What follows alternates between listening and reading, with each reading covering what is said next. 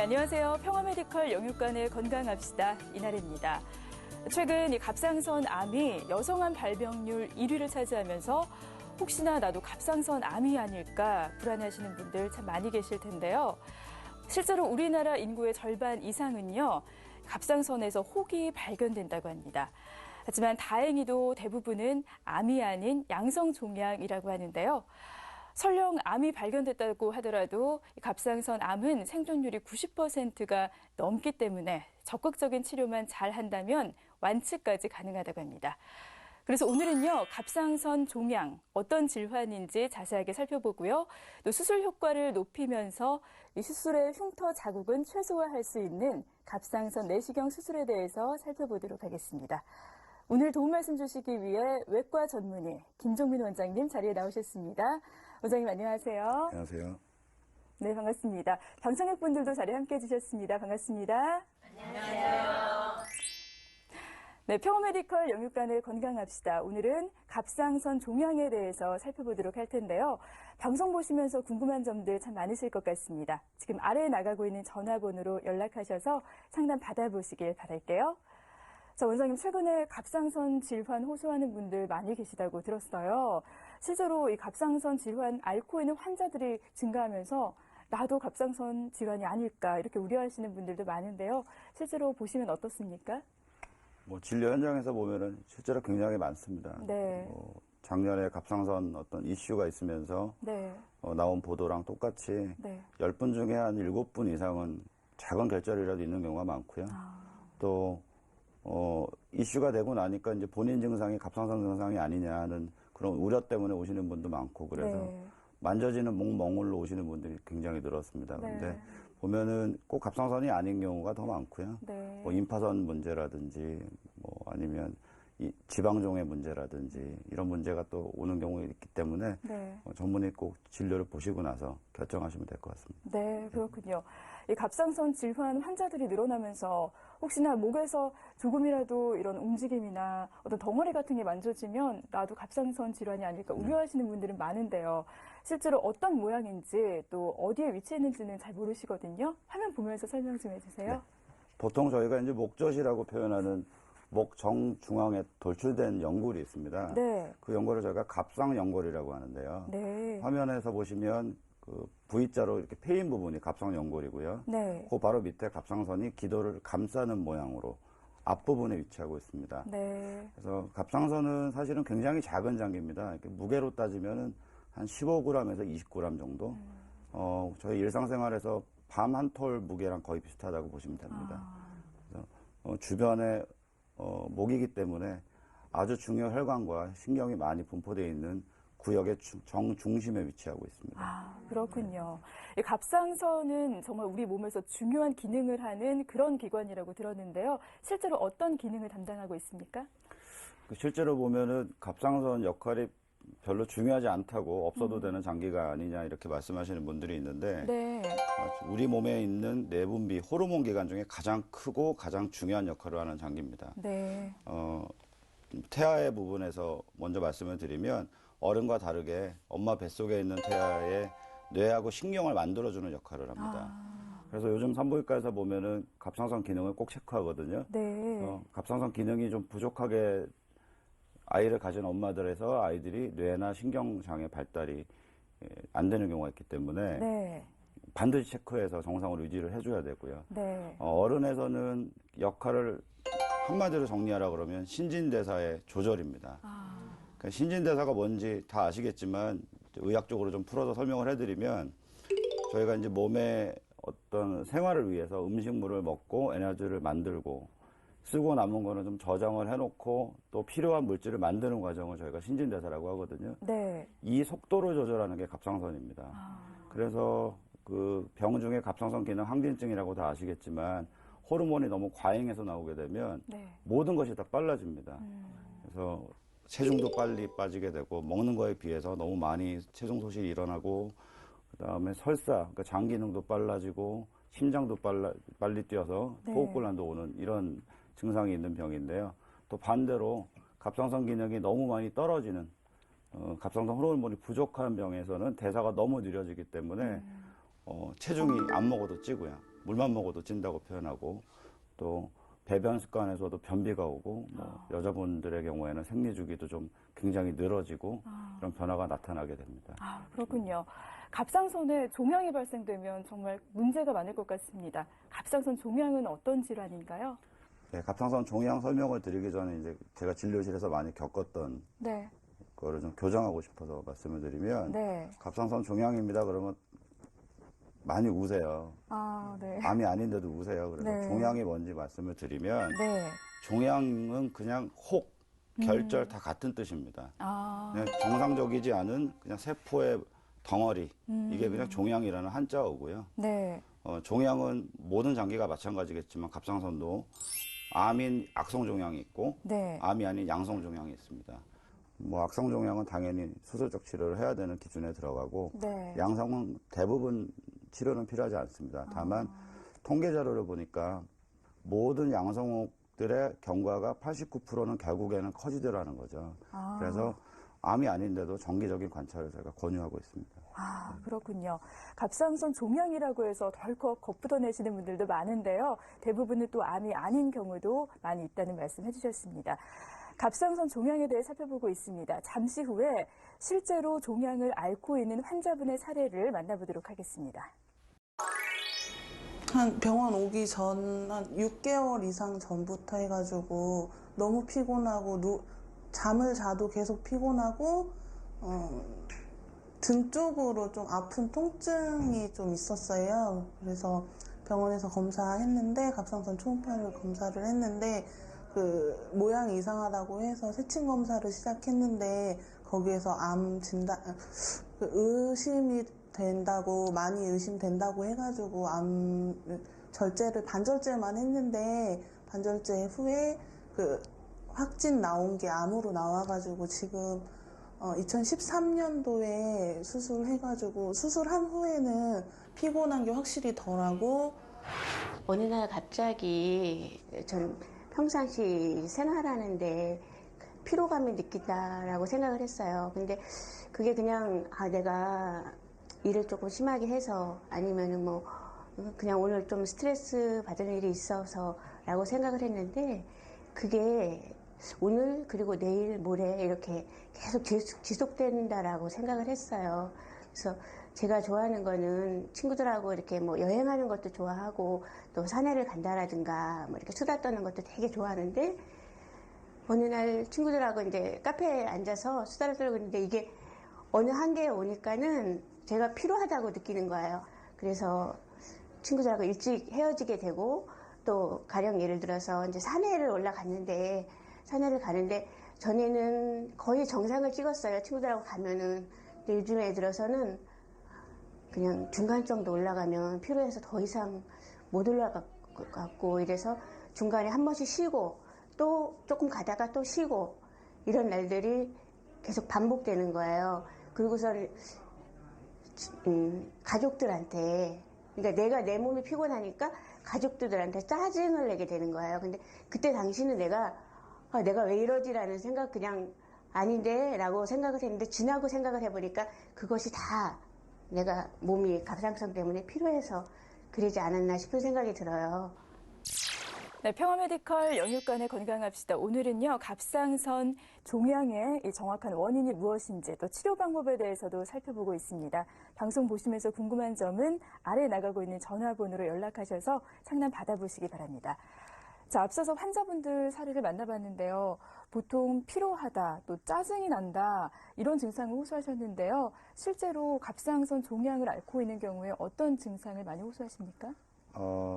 일단은 작으면 증상이 없습니다.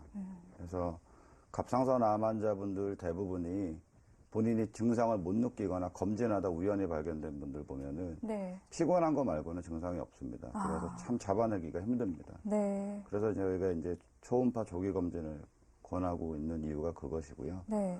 2cm가 넘기 시작하면은 갑상선 외부로 좀 돌출이 되기 시작하거든요. 그렇게 되면은 어느 위치에 혹이 있느냐에 따라서 증상이 좀 많이 달라집니다. 네. 기도 위에 있으면은 기도를 누르기 때문에 뭔지 모르게 천식처럼 숨이 좀 차고요. 아, 계속 목에 이물감이 들고요. 네. 반대로 이제 옆에 있는 식도를 누르게 되면은 밥 먹을 때 이상하게 이제 걸려서 식도염인 줄 알고 자꾸 약을 복용하게 되고 또 기도하고 식도 중간 그 사이로 목소리 음성신경이 지나가거든요. 네. 거기를 심하게 누르면 이제 목소리가 굉장히 허스키해지고 어느 날 가서 노래방 가서 노래를 원래 잘했던 노래를 불렀는데도 고음이 안 올라가거나 더 심해지면 이제 사례에 걸립니다. 사례가 자주 걸려요. 그런 증상이 나타나게 되는데 실제로 그런 증상을 호소하고 오시는 분들이 암 환자분이라면 조금 진행이 된 상태입니다. 그래서 조기 검진을 목적으로 하시는 분들이라면 증상을 기다리지 마시고 검진을 해보시는 게 제일 좋습니다. 네, 그렇군요. 이 갑상선 종양이 특별한 이 증상들이 별로 없기 때문에 평소에 조기 검진을 받아보는 게 참 중요할 것 같습니다. 그런데 실제로 이렇게 환자분들을 보면 이 검사 과정이 참 궁금하다는 분들도 많이 계신데요. 화면을 보면서 좀 설명해 주세요. 네. 갑상선 검진은 상당히 어떻게 보면 심플합니다. 네.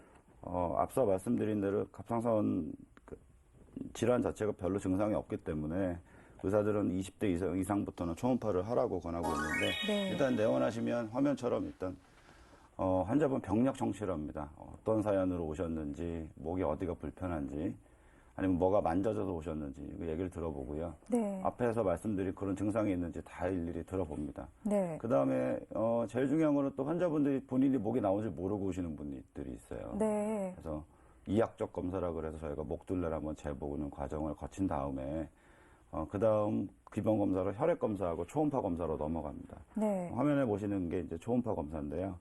실질적으로 갑상선에 있는 종양의 크기와 위치 그리고 모양을 잡아내는 제일 정확한 검사입니다. 네. 혈액 검사를 하는 이유는 갑상선 기능 질환, 항진증이나 저하증이 동반되어 있는지를 보기 위해서 하는데요. 간혹 환자분들이 혈액 검사만으로도 갑상선 종양을 찾지 않느냐라고 얘기하시는데 네. 초음파 검사가 제일 필수입니다. 그렇군요. 실제로 정밀 검사도 필요한 이런 환자분들도 많이 계실 것 같은데요. 정밀 검사를 해야 된다. 이렇게 판단하는 어떤 기준이 따로 있습니까? 모든 갑상선 종양을 검사하는 건 아닙니다. 네. 갑상선 혹을 갖고 있는 인구가 굉장히 많은데 그중에 네. 실제로 검사가 필요한 분은 한 10% 정도밖에 안 되거든요. 일단 원칙은 1cm가 넘는 덩어리 혹은 무조건 검사를 합니다. 네. 이유는 통계적으로 봤을 때 1cm가 넘는 혹은 모양이 온순해 보여도 암으로 변이 가능성이 상당히 급 올라가는 추세를 보이기 때문에 네. 반드시 검사를 하고요. 반면에 이제 작년부터 진료 가이드라인이 바뀐 부분은 5mm 이하는 암이 의심돼도 검사하지 않습니다. 그 다음에 5mm에서 1cm 사이가 이제 가장 고민스러운 경우인데요. 네. 6가지 암 소견에 일치하는 부분이 있으면 조직 예. 검사를 합니다. 화면에 보시면 위쪽 1, 2, 3번이 가장 위험한 소견이라고 되어 있는데 네. 전 세계 갑상선 전문의들 진료 가이드라인 제1번 위험 소견이 길쭉한 혹, 세로 길이가 가로보다 더 긴 혹은 가장 위험 순위입니다. 네. 그 다음에 하얀색 점 모양으로 된 석회화가 박혀있는 혹, 그러면서 내부가 어두운 혹도 상당히 위험합니다. 그 외에 조금 비중은 떨어지지만 경계가 좀 울퉁불퉁한 혹이라든지 네. 갑상선 경계선, 피막이라고 그러는 경계선을 뚫고 나간 혹, 네. 주변에 임파선이 이상하게 같이 커져 있는 혹은 반드시 정밀 검사에 들어가게 되어 있습니다. 그렇군요. 이렇게 검사를 했을 때 갑상선 종양이 아니라 암으로 이렇게 발전할 가능성이 있을 경우에는 추가로 또 어떤 검사들이 이루어집니까? 예, 앞에서 말씀드린 정밀 검사가 그 추가 검사인데요. 네. 조직 검사나 세침 검사가 이제 그 암인지를 감별해주는 유일한 방법이거든요. 네. 화면을 보시면은 초음파를 보면서 혹 내부에다가 새침, 아주 얇은 침을 넣어서 세포를 뽑아냅니다. 그래서 저 검사를 새침 흡입 검사라고 하거든요. 네. 그래서 현미경으로 암세포가 있는지 보는데 지금 보시는 화면은 초음파를 보면서 곡소마취를 시행한 다음에요. 새침 흡인 검사를 합니다. 네. 그래서 검은색으로 길쭉한 종양 내부에 바늘이 들어가서 이렇게 움직이지 않습니까? 네. 움직여서 최대한 많은 세포를 채취하는 겁니다. 넣었다 빼면은 세포 나오는 그 군락수가 적기 때문에 네. 최대한 많이 흔들어줘서 세포가 많이 채취되게끔 하는 방법이고요. 네. 그렇게 뽑아서 슬라이드를 직접 밀어서 세포를 펴줍니다. 겹치지 않게. 네. 저 슬라이드를 이제 병리과 선생님이 보시고 암인지 아니면 양성인지 판정을 하시는 겁니다. 검사 오신 분들이 굉장히 걱정을 많이 하세요. 이 목이 워낙 통증에 예민하기 때문에 안 아프냐 그러시는데 보통 저희가 병원이나 의원 가서 맞는 엉덩이 주사 바늘보다 얇거든요. 네. 그래서 한방침 맞는 정도 느낌. 그리고 한 1분 정도 시간이면 검사가 끝납니다. 네. 그래서 뭐 귀가하셔서 뭐 생활하시는데 또는 운동하시는데 별로 불편이 없는데 다만 조금 더 많은 양의 조직을 얻어서 좀 정확하게 보고 싶다. 애매한 경우가 있을 때는 그렇게 하는데 네. 화면에 보시면 좀 다른 기구, 바늘이 좀 더 굵은 기구를 사용하는 검사법이 있습니다. 저희가 총조직 검사라 그래서 마치 총알이 튀어나가듯이 바늘 앞부분이 열리면서 조직을 이렇게 뜯듯이 채취합니다. 그래서 조금 더 불편할 수는 있는데요. 그래서 아주 제한적으로 필요한 사람만 하고 있고요. 곡성 마취도 해야 되고 또 목에 어혈이 지는 경우도 있기 때문에 모든 환자한테서 적용하지는 않습니다. 네, 실제로 갑상선 암으로 이렇게 정밀 검사 후에 진단을 받게 되면 더 많이 불안해하시고 또 걱정도 많으실 것 같은데요.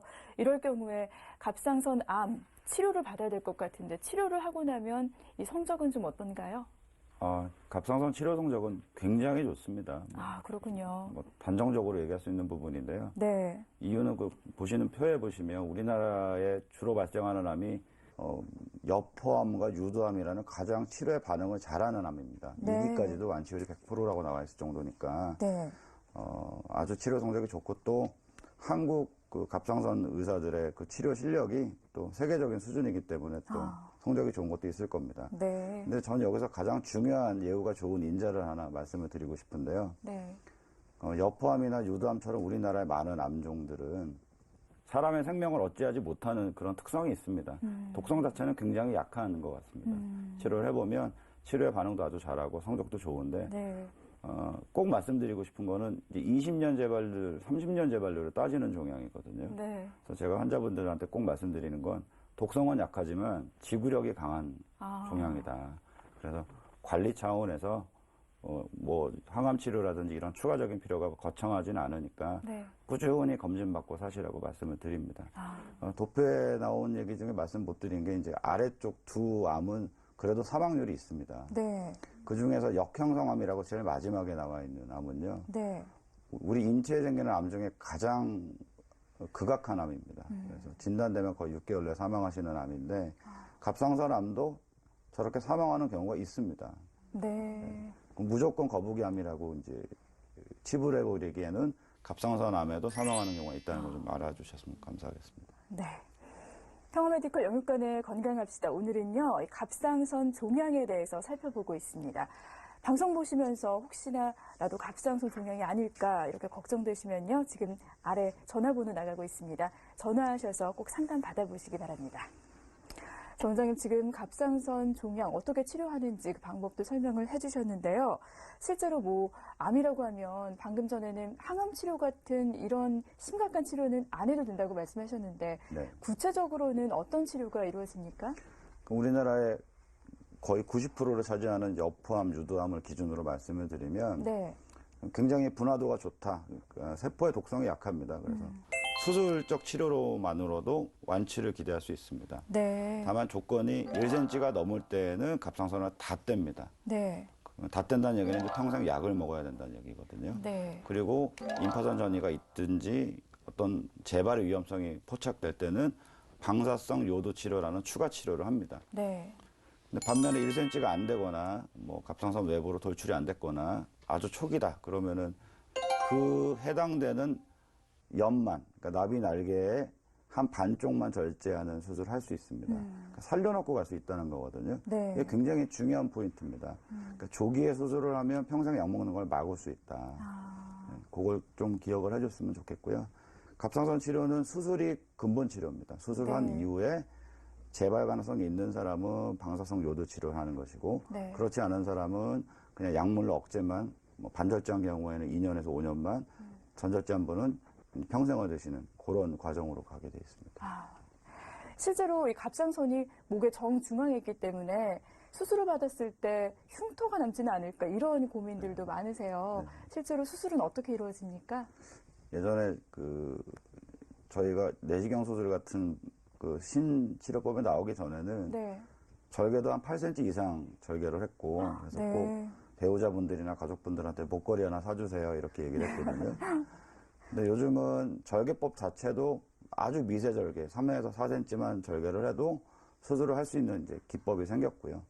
요즘은 어떤 적응증이 된다면 흉터를 안 내는 수술의 시대가 좀 된 것 같습니다. 그래서 네. 대표적으로 내시경 수술이라 그래서 피부 밑으로 인체 안으로 들어가는 기구를 저희가 내시경이라는 장비라고 부릅니다. 네. 그 장비로 피부 밑으로 터널을 만들어서 목 안에서 피부 안에서 절개법과 똑같이 절제를 하는 방식이고요. 네. 로봇 수술은 그 수술법을 이제 집도의가 손으로 잡고 안 하고 다빈치라는 의료용 로봇에 연결을 해서 집도의는 옆에서 조종을 하는 그런 수술 방식입니다. 그래서 흉터는 뭐 전혀 안 남아서 미적인 효과는 아주 탁월합니다. 아, 그렇군요. 네, 지금 수술 방법에 대해서도 설명해 주셨는데요. 많은 분들이 궁금해하는 부분 중에 하나가 실제로 증상이 없는 암은 수술을 하지 않아도 괜찮다. 이런 생각들도 많이 하시거든요. 어떻습니까? 작년부터 매일 듣는 얘기입니다. 네. 근데 이제 저희 갑상선 전문 의사들이 갑상선 암, 진단된 갑상선 암을 수술하지 말라는 얘기는 어느 누구도 하지 않거든요. 네. 교과서적이고 거의 100년을 이어온 치료법은 수술인데, 네. 또 어느 정도는 맞는 의견이 사망률이 없기 때문에 또 환자가 급증한 이 10년 기간 동안 사망률에 차이가 없다. 네. 어느 정도 논리가 있는 얘기입니다. 네. 근데 저희가 사망률 때문에 환자들한테 수술을 권하는 건 아니고요. 화면을 보시면 진행이 안 된 상태, 많이 번지지 않은 상태에서는 그냥 반절제. 그래서 방사능 치료도 필요 없고 약도 평생 안 먹어도 되는 어느 정도 내 삶의 질이 유지되는 수술로 끝날 수가 있는데 네.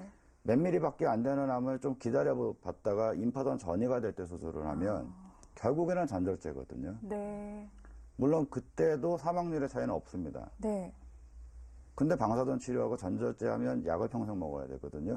후속 치료 때문에 또 휴가 기간을 받아야 되고 아니면 가사를 돌보지 못하는 일이 생기기 때문에 아무래도 반절제 환자보다는 전절제 환자분들이 삶의 질의 차이가 좀 생기죠.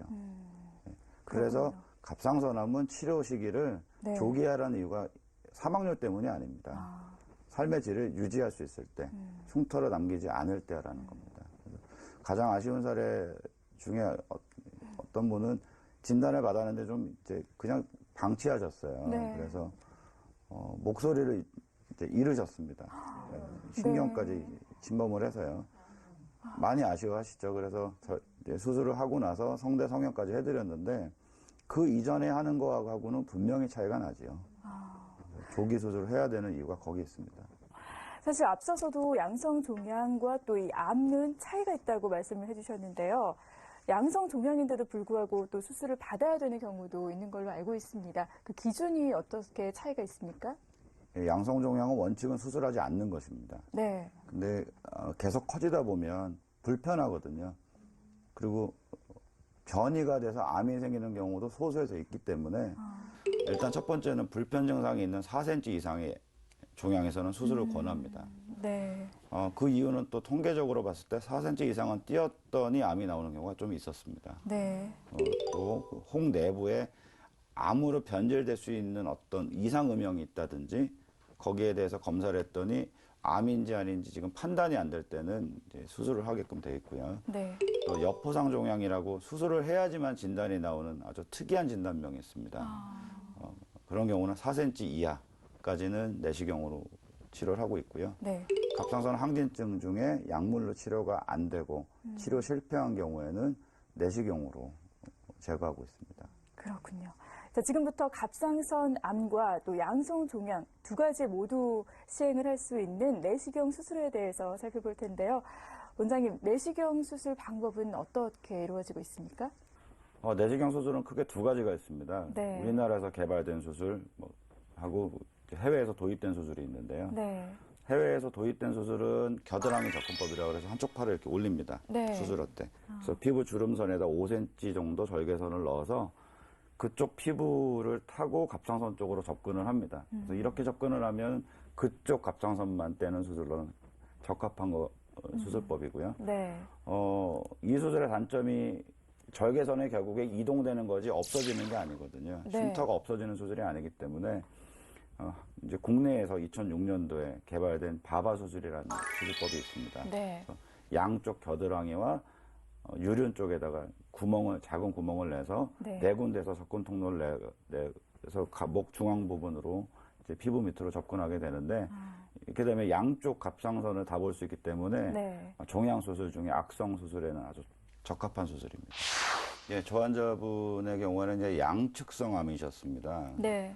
크기는 양쪽 다 8mm 정도인데 조금 애석하게도 암이 양쪽에 각각 있으셨기 때문에 이제 전절제를 시도했고요. 네. 보이시는 화면은 갑상선 임파선을 같이 절제하는 네. 장면이었고요.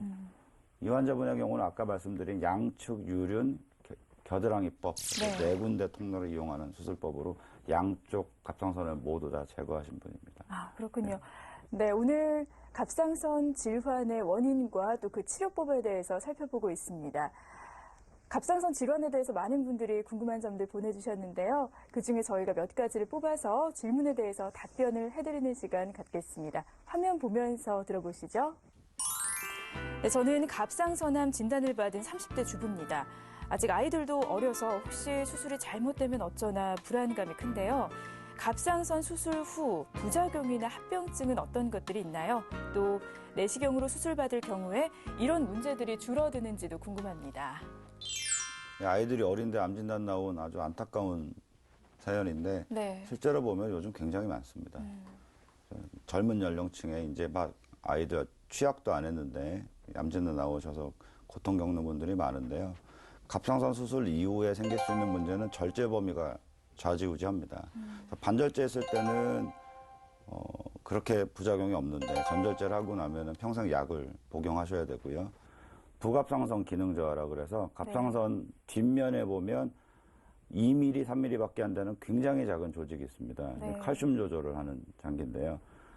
이 기능이 같이 떨어지기 때문에 칼슘약을 굉장히 오랫동안 드실 수도 있고 네. 이런 문제가 생깁니다. 그래서 절인 증상이 나타나서 운동도 못 하시고 뭐 설거지도 못 하시고 이런 증상이 생길 수도 있거든요. 네. 근데 이런 문제를 극복할 수 있는 게 내시경이라고 생각합니다. 보통 저희가 열어서 수술할 때 절개법으로 할 때 돋보기 같은 루페라는 이제 안경을 끼고 하는데 네. 5배 정도 확대가 되거든요.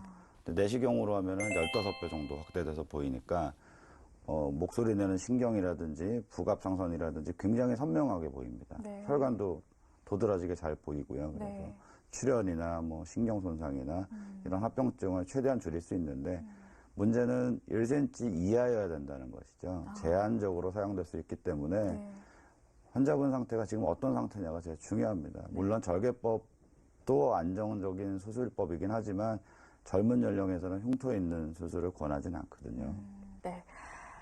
갑상선 종양에 대해서 살펴보고 있습니다. 갑상선 종양을 치료할 수 있는 내시경 수술에 대해서 들어봤는데요. 잠시 후에 내시경 수술의 특징과 실제로 수술을 받은 환자분의 사례에 대해서 만나보겠습니다.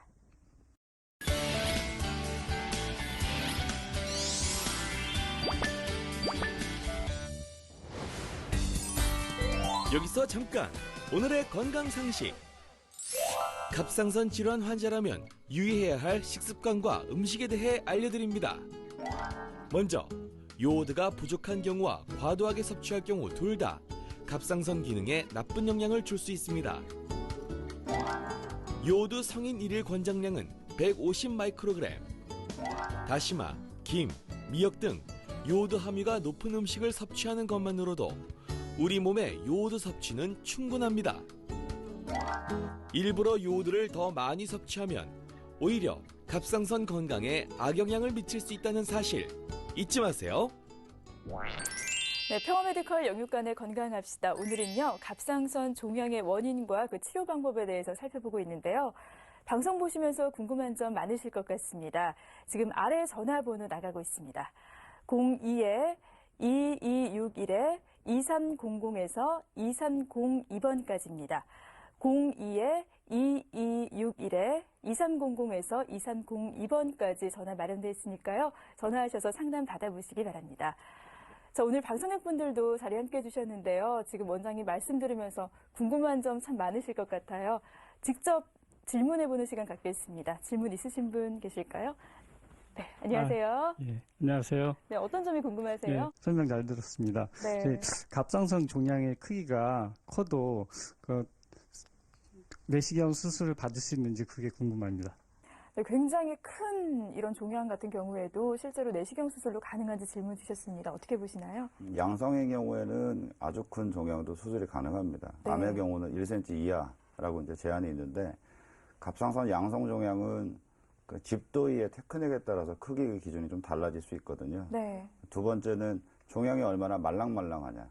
그러니까 저희가 수술할 때 기구로 이렇게 잡아서 견인을 하는데 이 조직이 단단하거나 잡히지 않거나 아니면 이렇게 깨지는 경우는 견인이 잘 어렵거든요. 네. 그래서 말랑말랑하고 견인이 잘 될 때는 8cm 이상도 수술할 수 있는데 대개는 8cm까지의 제한을 두는 이유가 이제 조직의 성상 때문에 그런 네. 문제가 좀 있습니다. 8cm 정도까지는 무난하지 않겠나 생각합니다. 네.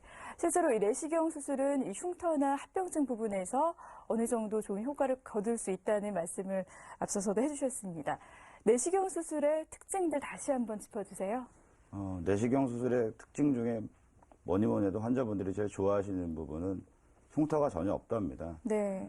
화면에 제일 우측에 나오는 수술법이 겨드랑이 접근법이라고 해서 5cm 절개선이 있는데요. 피부 주름선에 숨기기 때문에 저 역시도 찾을 수가 없는데 바바 수술이라 그래서 4군데 구멍만 뚫는 수술은 환자 본인도 잘 못 찾는 경우가 있습니다. 그래서 네. 흉터가 가장 큰 특징이다 이렇게 말씀드릴 수 있습니다. 그렇군요. 네. 그런데 또 실제로 갑상선이 목에 위치해 있기 때문에 목소리에도 어느 정도 영향을 줄 것 같은데요. 수술을 하고 나면은 변화가 있습니까? 요즘은 목소리 이상 있는 분들이 거의 없습니다. 먼저 목소리 이상이 왜 생기는지를 좀 말씀을 드리면 네. 화면의 아래쪽 검은 화살표가 목소리를 주로 내는 후두신경, 회기후두신경이라고 하고요. 네. 위쪽에 파란 화살표는 상부후두신경이라고 그래서 이제 고음을 내는 역할을 합니다. 네. 갑상선이 저 위에 딱 덮여 있거든요. 그래서 수술할 때 보면은 저 신경을 이렇게 건드리기만 해도 손상이 되기 때문에 음성 변화가 있었는데 네. 저희가 숨을 쉴 때 성대가 열리고 얘기를 할 때 성대가 닫히면서 음성이 나거든요. 네. 네, 닫힌 신경 쪽은 성대가 이렇게 문을 닫지 않습니다. 열려 있습니다. 그래서 계속 쇳소리나 이 바람 새는 소리가 들리고 허스키해지는 거거든요. 네. 내시경 수술의 두 번째 특징을 말씀드리면 내시경으로 보면 15배 확대된 영상을 제공하기 때문에 신경 손상을 최대한 피할 수 있는 아주 좋은 치료법이라고 생각합니다. 그렇군요.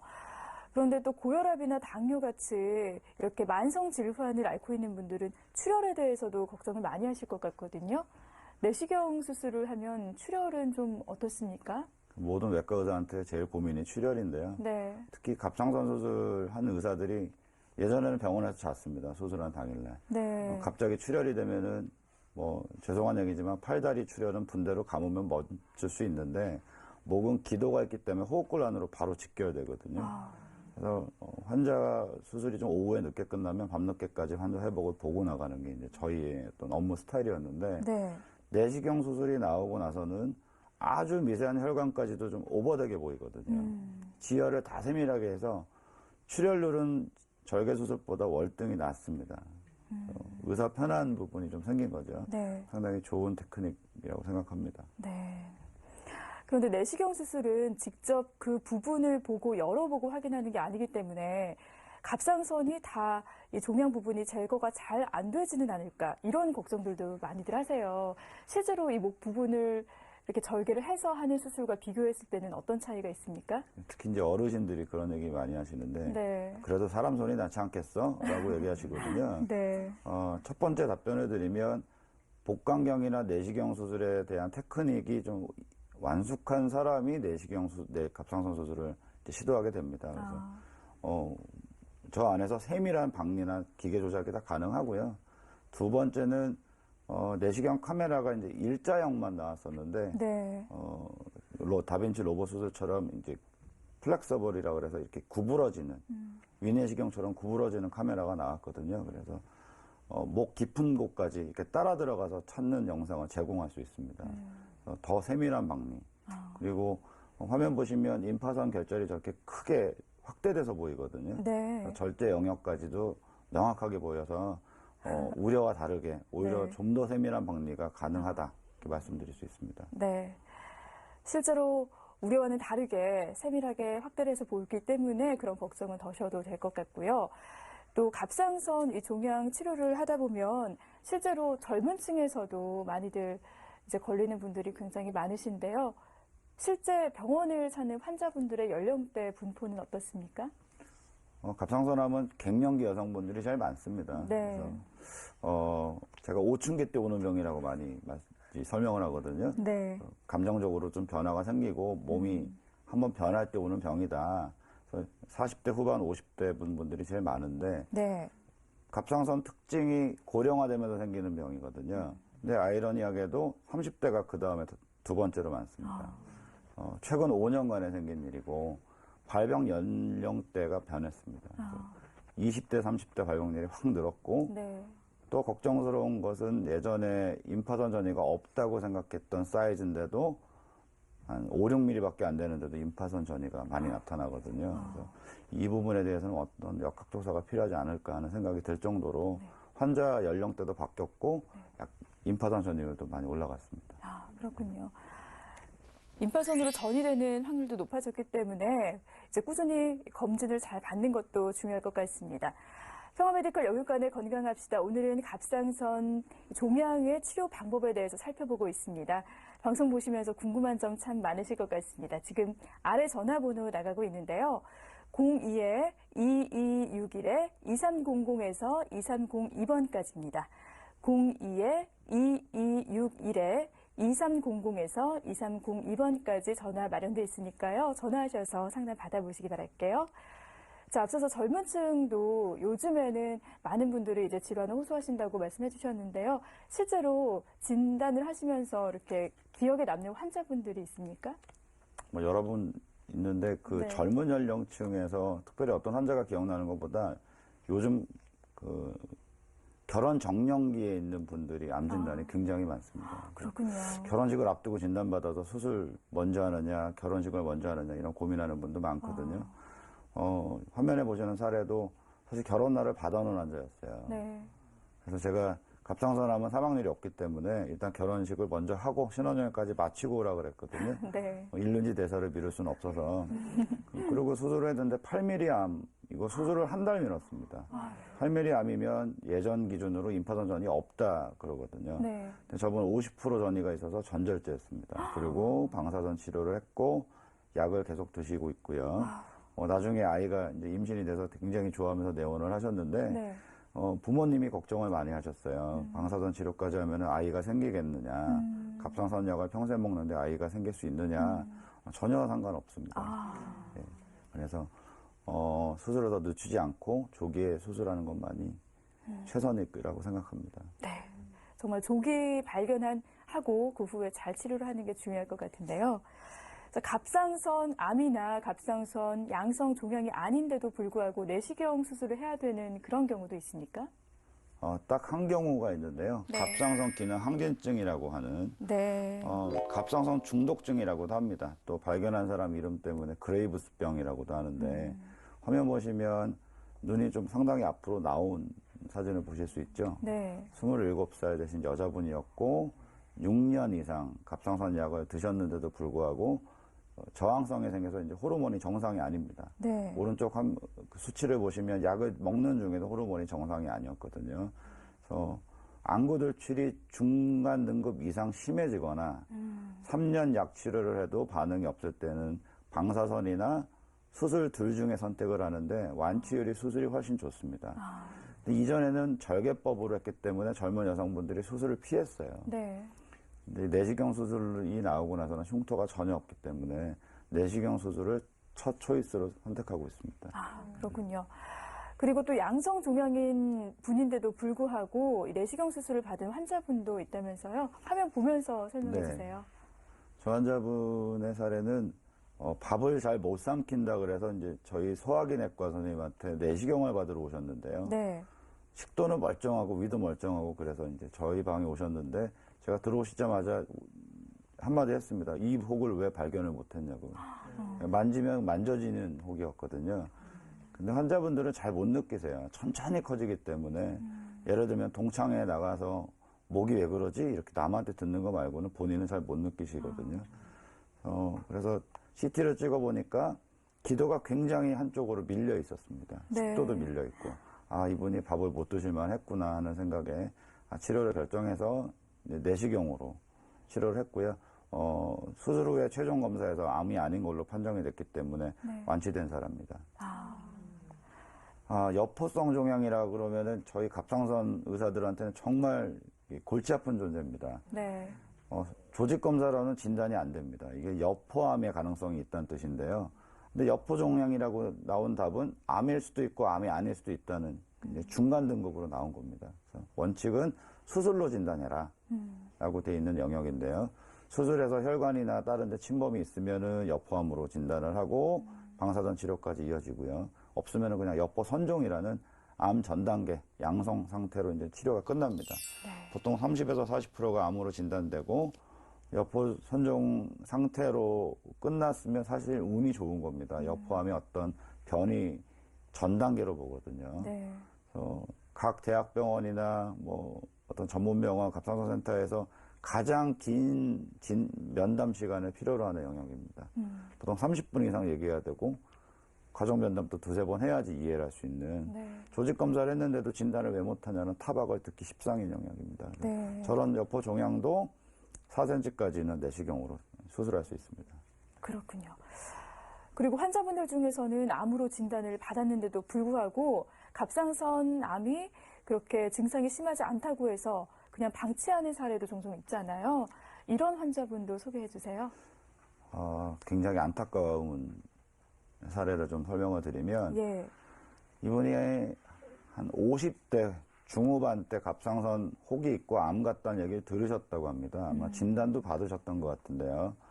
그리고는 시간이 지나서 이제 두통이 너무 심해지니까 이제 신경내과로 가셔서 두통 진단을 보시다가 거기서는 뭐 뇌 문제가 아니라고 그래서 약만 드셨어요. 네. 저희 병원에 오셨는데 바깥쪽에 거의 이렇게 시멘트처럼 단단한 혹이 만져지고 전혀 말랑말랑하지 않고 기도가 한쪽으로 밀려 있고 그다음에 내시경을 봤더니 식도도 밀려 있고 그쪽 성대는 이미 마비가 돼서 목소리가 허스케져 있고 그래서 이제 MRI하고 CT를 찍었는데 두개골 밑까지 전이가 돼 있었고 네. 폐까지 전이 돼 있었고 그래서 도저히 드실 수 없는 상태라서 수술을 진행했습니다. 그리고 네. 이제 방사선 치료, 외부 방사선 치료까지 일반적이지 않은 치료까지 했는데 결국 예후가 안 좋았어요. 근데 이분의 사례를 꼭 말씀드리고 싶은 이유는 뭐냐면 이분의 진단명이 역형성암이었습니다. 근데 역형성암은 우리 몸에 생기는 암 중에 가장 무섭습니다. 췌장암이나 다른 암보다 더 무섭습니다.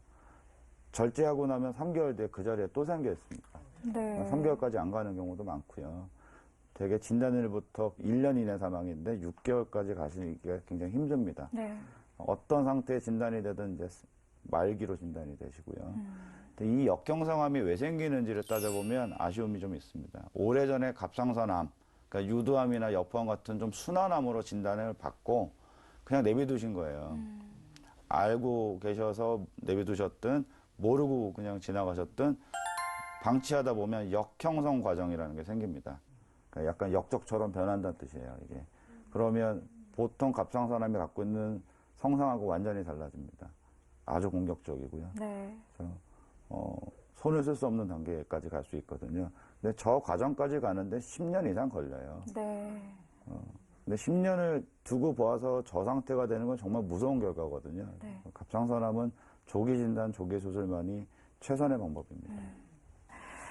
자, 원장님, 그럼 마지막으로 지금 화면 보시면서 나도 갑상선 암은 아닐까, 어떤 증상일까, 이렇게 고민하신 분들 참 많으실 텐데요. 당부의 말씀 부탁드립니다.